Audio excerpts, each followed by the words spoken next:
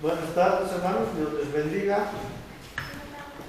Vamos a ponernos en manos de Dios para este tiempo de predicación de la palabra de Dios. Después decimos el versículo. Oremos.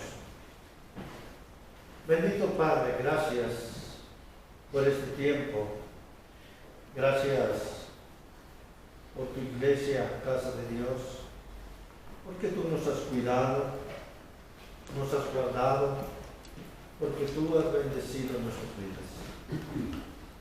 Queremos pedir tu dirección para que todo lo que hable sea dado, dirigido por tu Espíritu Santo, y para que cada uno de nosotros seamos enseñados por tu mismo Espíritu. Por favor, tómanos en tus manos, dirígenos y guíanos, y pedimos, Señor, de tu bendición. En Cristo Jesús. Amén. Vamos a repetir Hebreos 4:12. Les voy a invitar que se pongan de pie. Hebreos 4:12 dice: porque la palabra de Dios es viva y eficaz y más cortante que toda espada de dos filos, y penetra hasta partir el alma y el espíritu, las coyunturas y los tuétanos, y discierne los pensamientos y las intenciones del corazón. Amén. Puede sentarse. Es hermoso saber que la palabra de Dios es viva y eficaz. Y vemos sus características: más cortante que toda espada de dos filos. Yo cuando leo este versículo pienso en las espadas samurái, ¿verdad?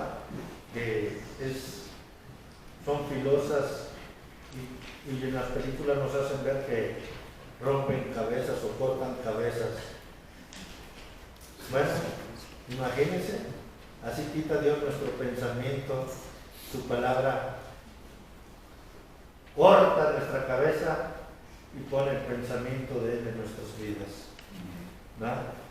Gracias a Dios por el testimonio de Aarón. Me faltó dar gracias a Dios porque pues Aarón está dirigiendo. Y la verdad, lo hemos perseguido por algunos años en oración, ¿verdad? No que me deba algo o alguna cosa de esas, solamente lo hemos perseguido en oración y verlo dirigir es bendición. Ahora Aarón, un poquito más de testimonio. Ahora Aarón, me ha invitado a no tomar refresco. Déjeme decirle, antes me llevaba las cocas de lata para platicar conmigo, me llevaba unas coquitas bien frías, ¿te acuerdas, no?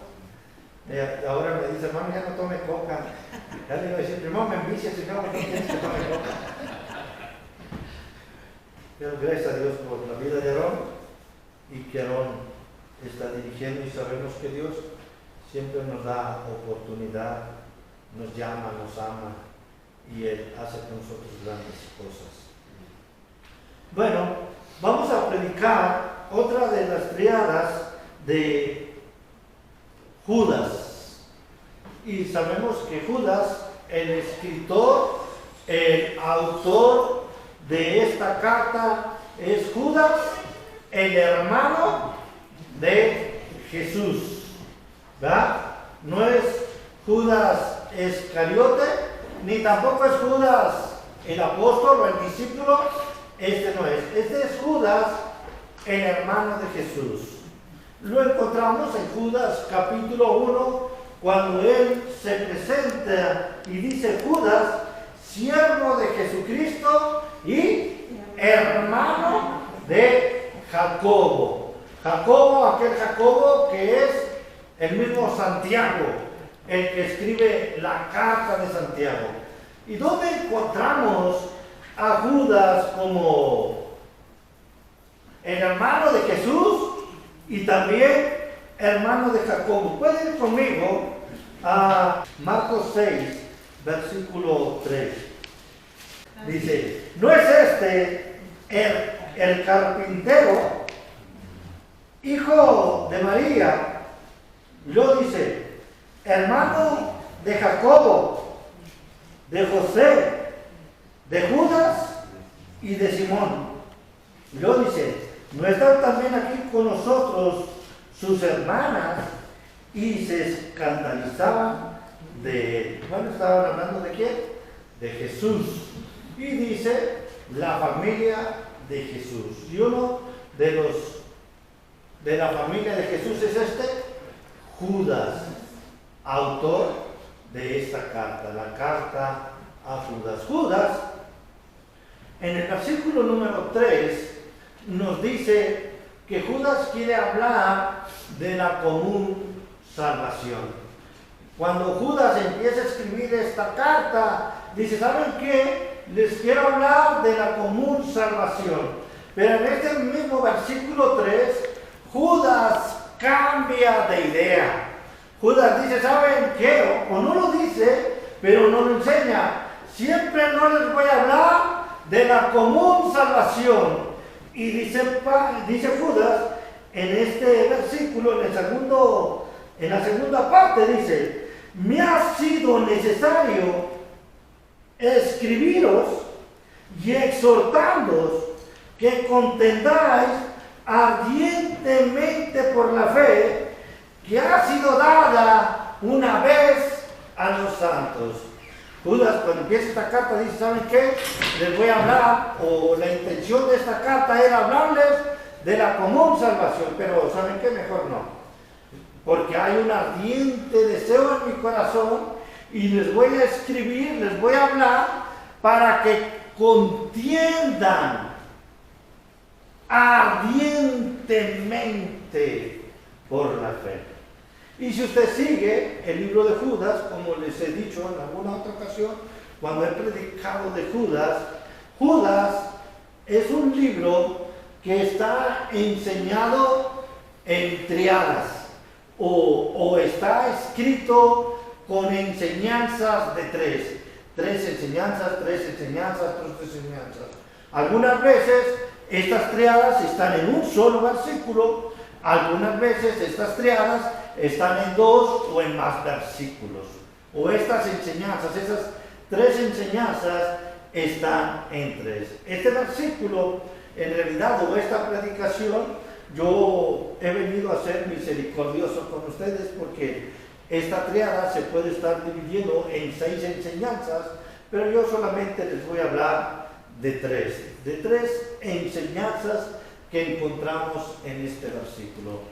Judas escribe esta carta también diciendo, ¿por qué? Porque hay muchos en este tiempo, bueno, en ese tiempo y ahora también en este tiempo, que se están infiltrando a la iglesia y están enseñando cosas incorrectas. Están enseñando cosas que no son de la palabra de Dios, que no son enseñanza de Dios. Si usted lee Judas, o si usted ve a Judas, Judas les va a hablar de características del pueblo de Sodoma, características de Caín, características de Balaam, características de Coré, va a hablar de, bueno, muchas más enseñanzas,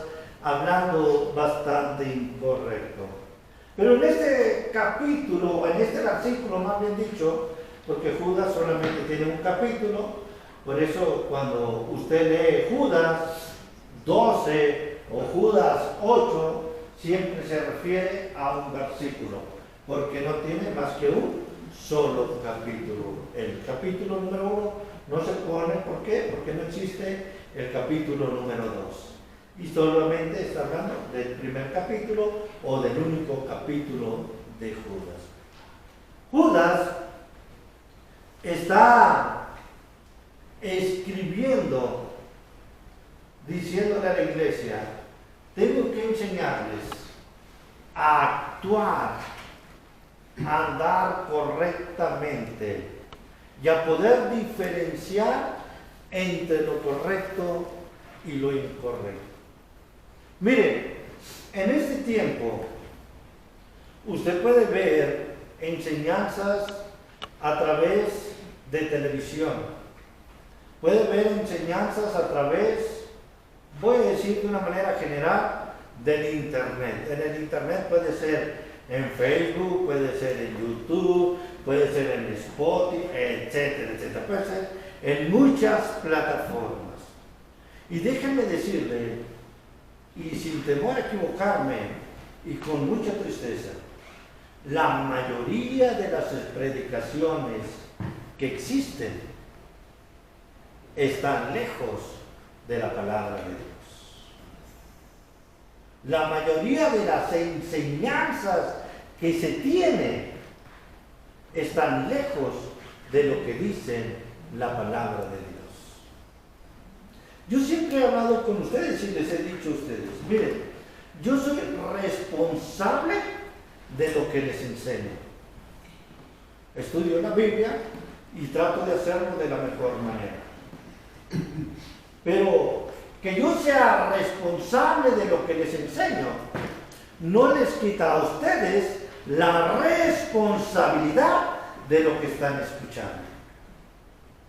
Porque tanto usted tiene la Biblia como yo tengo la Biblia, o tanto yo tengo la Biblia como usted tiene la Biblia. ¿Amén? Amén. Y usted tiene que ser responsable de lo que yo le enseño. O tiene que ser responsable, posiblemente alguna vez yo lo esté predicando aquí y viene a predicar a otra persona. Usted tiene que estar consciente que tiene que tener cuidado con lo que está aprendiendo, con lo que está escuchando o con lo que le está enseñando. Por supuesto, yo trato de tomar responsabilidad de quien predica y trato de enseñar, de invitar a gente que conozco y sé que tienen doctrina correcta, que tienen enseñanza correcta. Pero usted debe estar atento a lo que se enseña aquí. Y cuando digo estar atento a lo que se enseña aquí, esto incluye a mí. Porque aunque trato de poner atención y tener cuidado con lo que predico, en algún momento puedo equivocarme. Bueno, Judas está enseñando esto porque dentro de la iglesia han entrado personas que están enseñando incorrectamente, que están actuando, viviendo de una manera incorrecta. Y por eso Judas les dice, les enseño para que contiendan ardientemente por la fe que ha sido una vez dada. ¿A quién? A usted y a mí. ¿Ha sido dada a quién? A los santos, a los que hemos recibido a Cristo como nuestro Señor y Salvador. Y en este versículo número 12, Judas nos enseña marcas de los engañadores.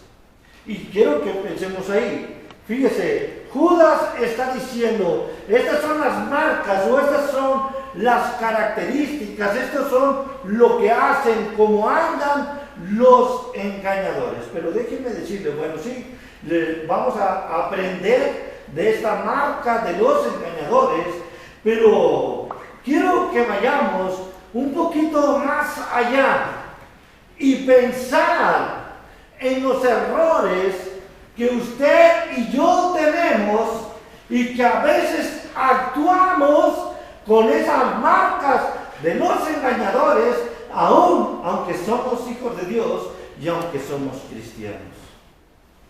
¿Me expliqué?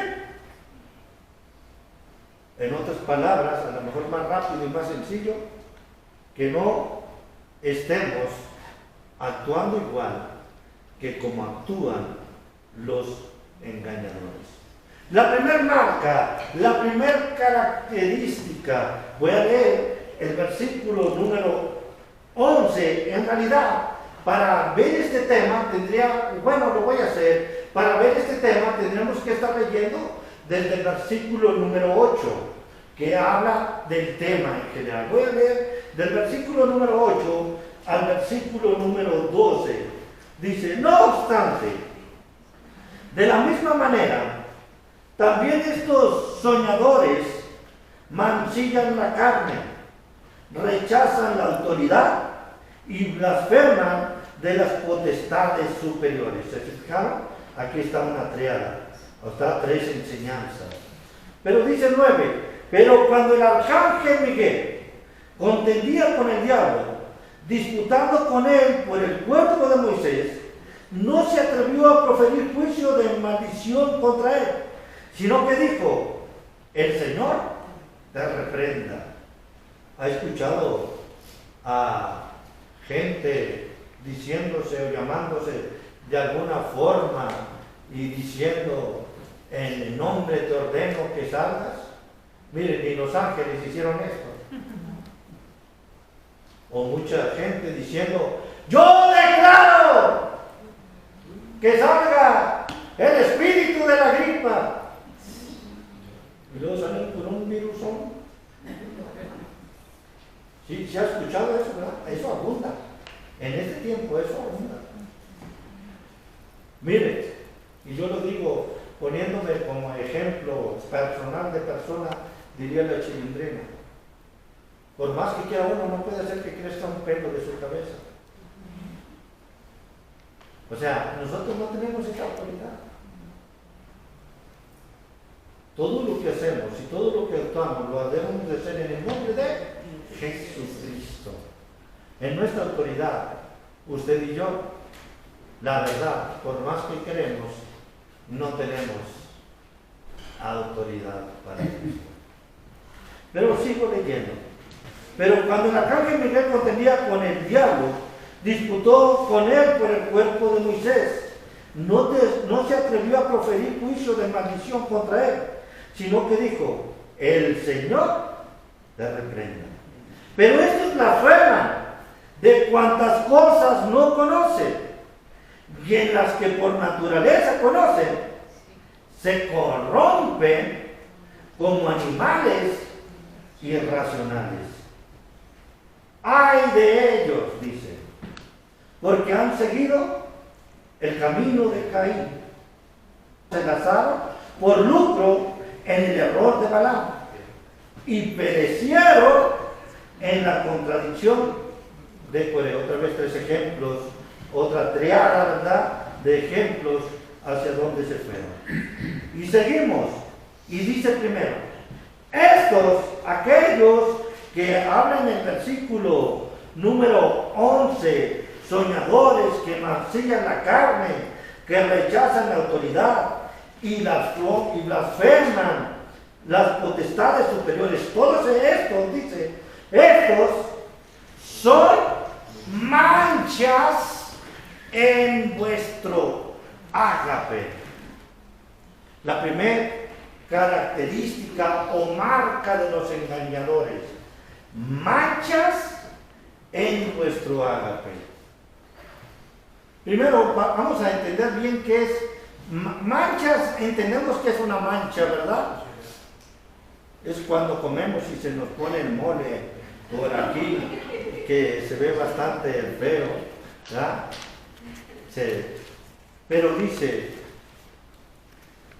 yendo al texto, en el griego podría o significa arrecifes que hacen que los barcos encallen, topen y se inunden y terminen sin servir, que terminen sin hacer nada. Otra de las características puede decir que son rocas escondidas. En el griego, lo que podría significar es esto: manchas en nuestro ágape son rocas escondidas. O para darlo un poquito más explicado para nosotros, podría ser manchas en nuestros festejos.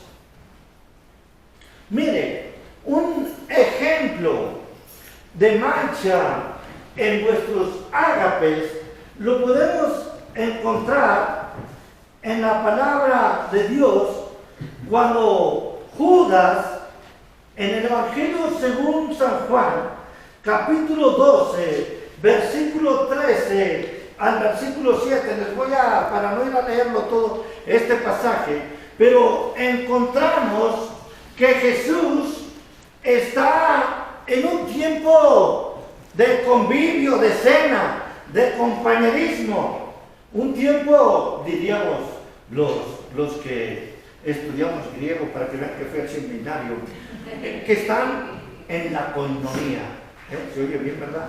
Sepa qué es eso, no voy a decir, por si alguna cosa usted no será. Bueno, hablan de koinonia, hablan de comunión. Lo que vamos a tener nosotros terminando este culto, de comunión, de compañerismo. Bueno, Jesús está en este tiempo de comunión, lo invitaron a cenar, ¿se acuerdan?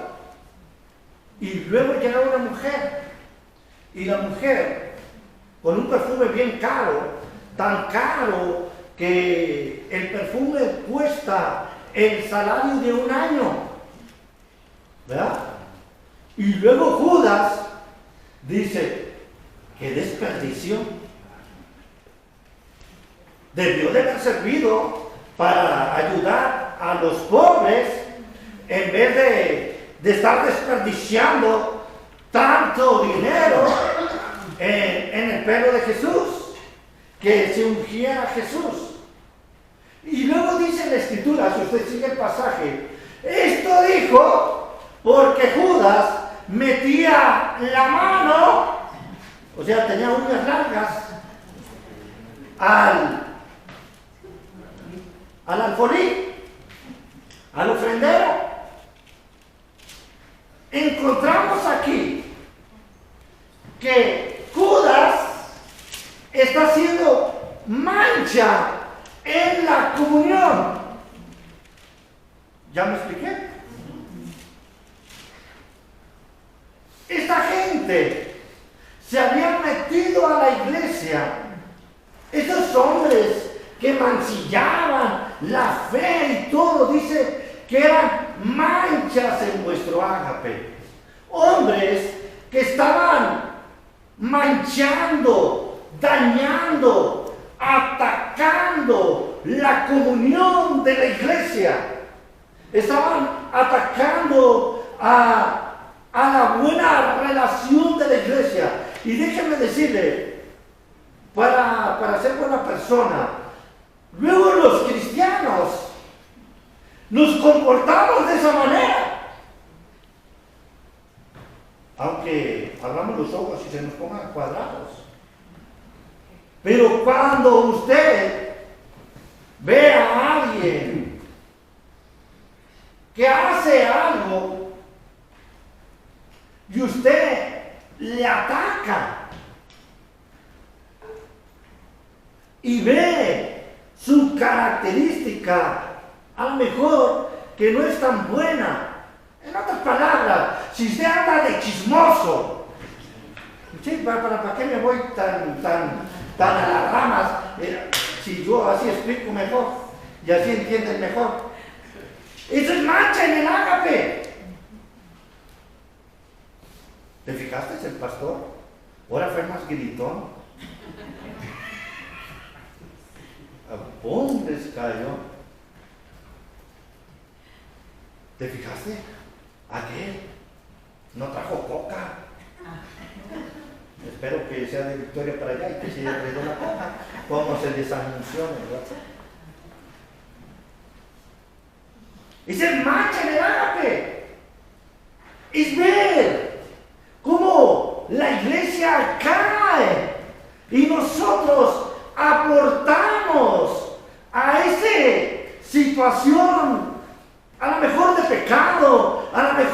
equivocación, a lo mejor de error. La Biblia es bien clara. La Biblia dice, un pueblo dividido entre sí no puede prevalecer.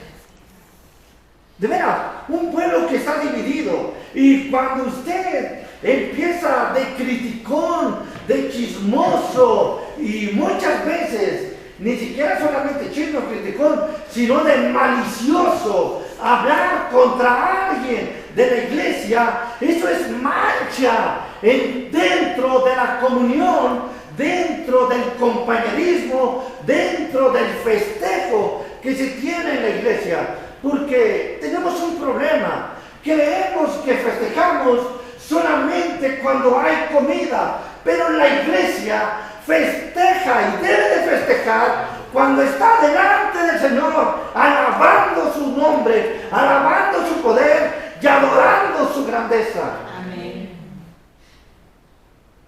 Porque sí festejamos, pero desde que venimos, haya convivio o no haya convivio, haya comida o no haya comida, usted y yo celebramos. Bueno, se supone que debemos de celebrar. La característica, la muestra de los engañadores es mancha en nuestros ágapes. Y eso puede ser muchas veces hipocresía, deshonra, peligro, destrucción, ataque contra la misma iglesia. Y muchas veces no estamos entendiendo que a veces nos estamos comportando o estamos actuando como manchas en la comunión.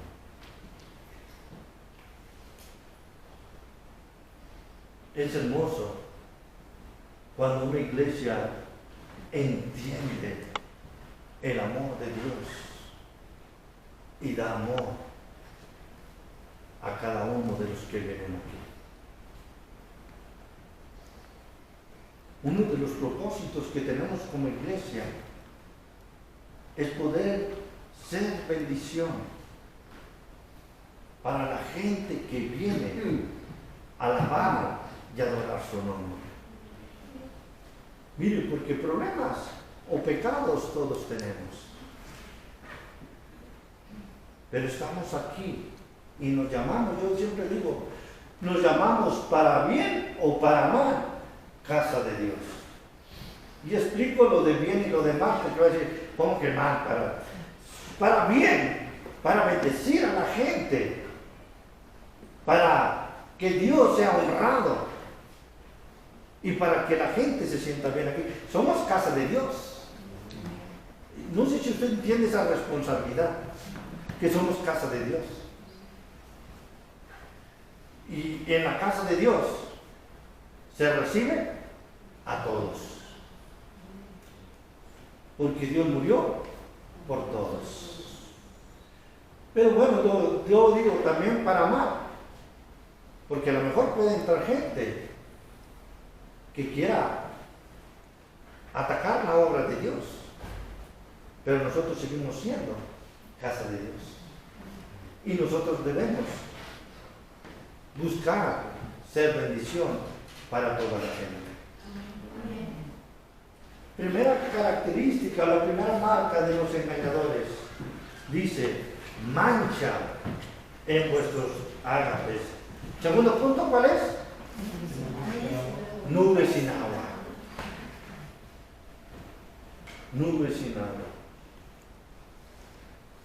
Ayer mi esposa tenía la ropa, lavó y ya estaba seca. Y de repente empecé a escuchar, ¡está lloviendo! Pero le dije, no te preocupes, ni trae agua esta nube, nada más va a echar una escupida y ya. Y se puso el calor después, como yo digo, peor. Porque peor es peor que peor. Acuérdense. Nubes sin agua. Primero, explico, habla de aquellos que dicen que tienen la palabra de Dios, que hablan de Dios, pero ni enseñan la palabra de Dios, ni hablan de Dios. No tienen vida en sí, no tienen consistencia en sí. Nubes sin agua. Cuando estaba estudiando esta parte de nubes sin agua, dice, bueno, primero, no existen nubes sin agua. Y yo creo que no existen nubes sin agua. Yo me peleé con el internet, ¿verdad? Porque fue donde revisé. No existen, porque todas las nubes son partículas de agua. No hay otra. Son partículas de agua. Lo que pasa es que o se evapora o no llega el agua de esas nubes y se dispersa. Pero en realidad toda nube es agua. Pero no sirve porque no tienen agua. Eso es lo que yo digo, ¿verdad? Abajo no llega a la tierra el agua. Mire, para un agricultor, lo más terrible es ver que viene un chubasco, que viene mucha agua para su cosecha y que no caiga el agua en su parcela. Porque fíjese como dice este versículo, fíjese, nubes sin aguas, llevadas, ¿cómo dice? De acá para allá, por los vientos. Nubes sin agua. Habla de esos hombres engañadores, ¿verdad? Que se creen espirituales, que tienen la gran espiritualidad, pero que no ayudan absolutamente en nada. Al contrario, destruyen. Miren, encontramos muchas religiones en este tiempo que son nubes sin agua.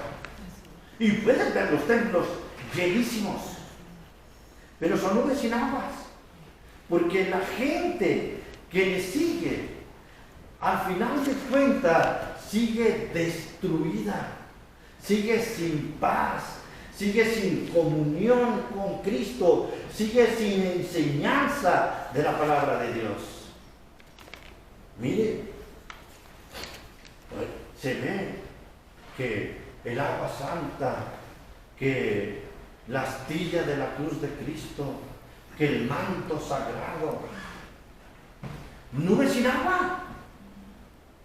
Y si usted ve esas características de religiones, son llevadas para acá y para allá por vientos de doctrinas totalmente equivocadas. O sea, andan diciendo una cosa y luego dicen otra cosa y otra cosa, pero nunca ayudan a la gente.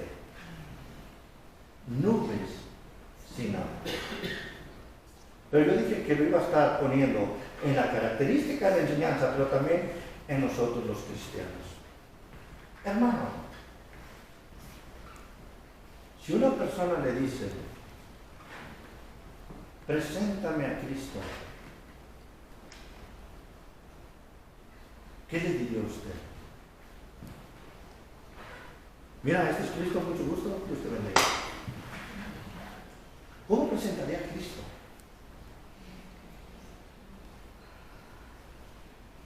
Porque muchas veces somos sin agua. Yo les digo que yo recibí a Cristo y que Cristo ha hecho muchas cosas en mí y que le gustaría tener eso. También, o sea, yo siempre he dicho, nuestro testimonio debe de hablar por nosotros. Pero si esta persona lo dice, a ver, y en una parte de la Biblia que diga eso que me estás diciendo, no le va a decir, pues vaya y pregúntele al pastor.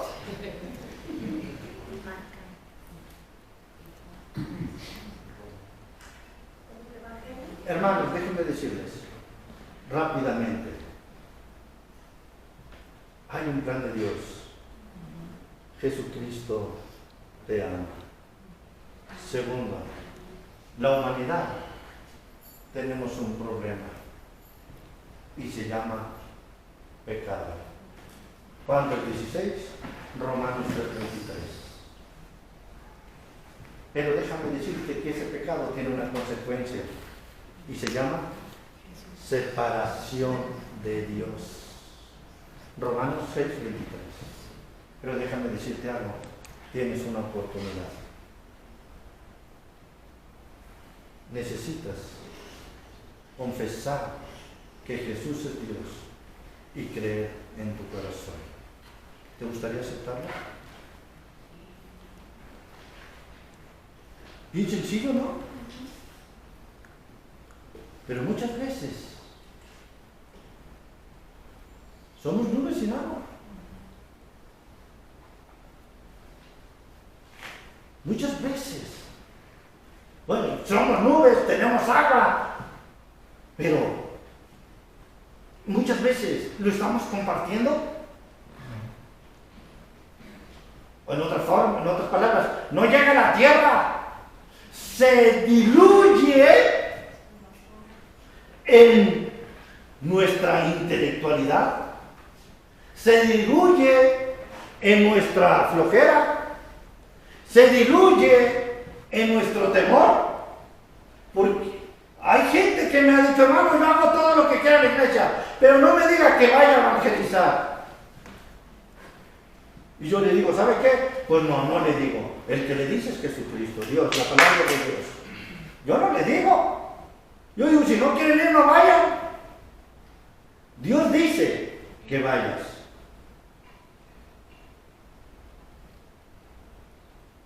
La marca de los engañadores es nubes sin agua, llevadas de acá para allá por todo viento de doctrina. Es triste, pero muchas veces he encontrado gente que me ha dicho, yo era cristiano, o no entiende nada de la Biblia, y hay que enseñársela otra vez. Porque no existe era cristiano. ¿Sí sabe eso, verdad? Que no existe yo era cristiano. O eres o no eres. Como dice, ser o no ser. Tercero. Díganme cuál es el tercero. Ya, ¿para qué quieren que les predique? Árboles otoñales. Mire, la característica de un árbol otoñal: marchito, sin fruto, con pérdidas de hojas, muchas veces con raíces secas y muchas veces muertos. La verdad que la naturaleza en el otoño no se ve tan bonita, excepto que estés en la costa. En la costa sí sigue bonita. Dice árboles otoñales.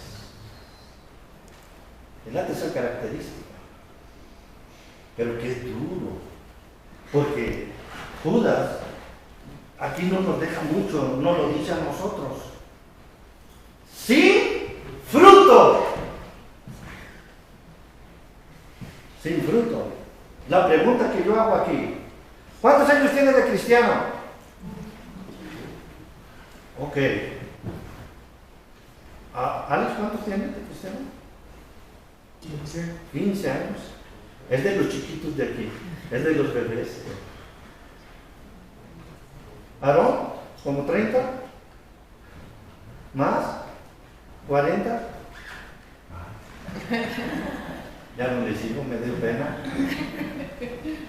Aquí yo siempre digo, la que nos gana, yo creo que es la hermana Silvia Anderson, ¿verdad? Y es bonito decir, no, pues tengo 48 años de cristiano. Se oye bien. Pero la segunda pregunta que yo hago es: ¿cuántos has ganado para Cristo? Mejor uno nomás, digo yo. Mejor uno de cristiano. ¿Cuántos has ganado para Cristo? Y cuando digo ganado, estoy usando la palabra muy general. El que los gana, el que los encuentra, el que los haya, sé, es Dios. Pero voy a hacerlo más específico para que no sea una mancha en el ágape. Piensa mal de mí. Voy a hacerlo más específico. ¿A cuántos Dios lo ha usado para que lo traiga a sus pies?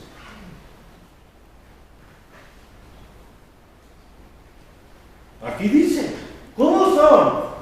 Árboles otoñales. Y dice la característica, sin frutos. Ok, vamos a decir, porque el cristiano no solamente da frutos con otra alma, pero tu entrega a Dios, tu servicio a Dios.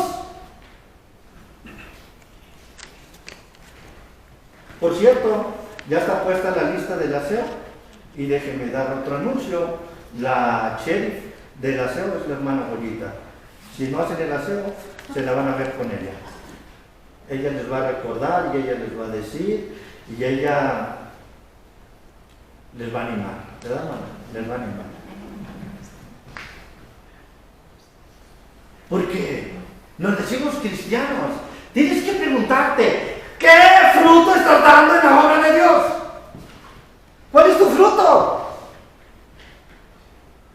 La Biblia es bien clara. Por sus frutos. Pues si la Biblia sí no la sabemos. La bronca es obedecerla. Árboles otoñales sin frutos. Y luego fíjense lo que dice. 2 veces muertos. Bueno, yo quiero cambiar un poquito para entender primero lo de 2 veces muertos. Primero dice desarraigados. Quiero que pensemos primero con desarraigados. ¿Saben qué es desarraigado? Sin raíz. Sin raíz. Hermano, tenemos que estar arraizados en algo. Y nuestra raíz está en Cristo. Amén. Amén. Y Cristo ha puesto su obra en la iglesia para que nosotros nos arraiguemos. Mire, a mí como pastor, muchas veces me invitan a predicar. Y me invitan a predicar los domingos. Y yo les digo, ¿saben qué? Yo, porque conozco pastores que les gusta ir a predicar, pero a mí me gusta estar en la iglesia donde Dios me ha puesto. Sí, a veces los domingos no estoy, pero cuando mucho, que no estaré en el año, 4 domingos, cuando mucho. Y no dejo que venga el Papa mucho. Sí. Ustedes como iglesia, o nosotros como iglesia, tenemos que estar arraigados, tener raíz. Y luego dice, 2 veces muertos. Primero dice 2 veces muertos, pero para entender lo de 2 veces muertos, primero tenemos que entender que sin raíz. Sin raíz. Y nos quitan, nos sacan y somos 2 veces muertos. Hermanos, para cada uno de nosotros,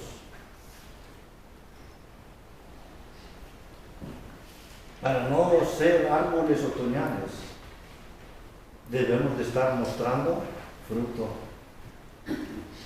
Debemos de estar teniendo raíz. Y por supuesto, no ser muertos. O no estar muertos. Este pasaje, sí, es claro que está hablando de gente que se ha infiltrado en la iglesia, ha tomado liderazgo y están atacando a la iglesia.